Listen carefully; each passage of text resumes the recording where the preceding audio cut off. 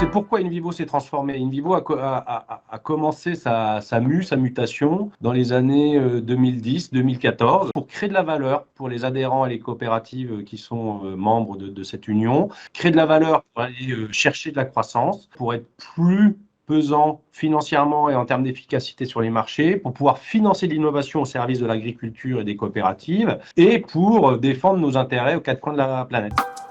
Sur des solutions digitales qui sont apportées aux coopératives agricoles, notamment avec un produit qui s'appelle Aladdin, qui est une espèce de bouclier digital qu'on propose à tous nos adhérents. Et je vous encourage vraiment, parce que c'est la meilleure des réponses qu'on peut avoir au commerce digital que vous voyez fleurir un petit peu partout. Et puis, on a bien entendu nos métiers de l'agriculture et du trading qui portent, on va dire, les efforts des agriculteurs et transforment ces efforts en réalité matérielle et valeur économique.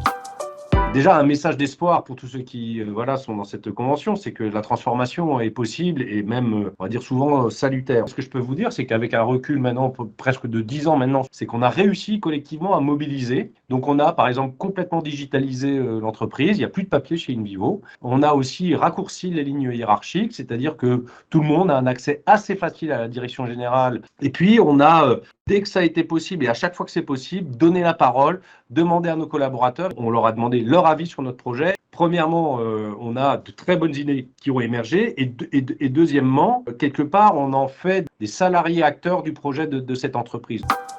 Pour ceux qui nous rejoignent aujourd'hui, notamment les Jardiland et plus récemment les Soufflets, c'est que la transformation est très efficace parce que tout le monde embarque assez rapidement. Moi, ce que je peux vous dire, c'est que quand on donne la parole, ça marche. Et quand on donne la parole, on crée du projet collectif. Et quand le projet est collectif, en général, c'est un projet gagnant.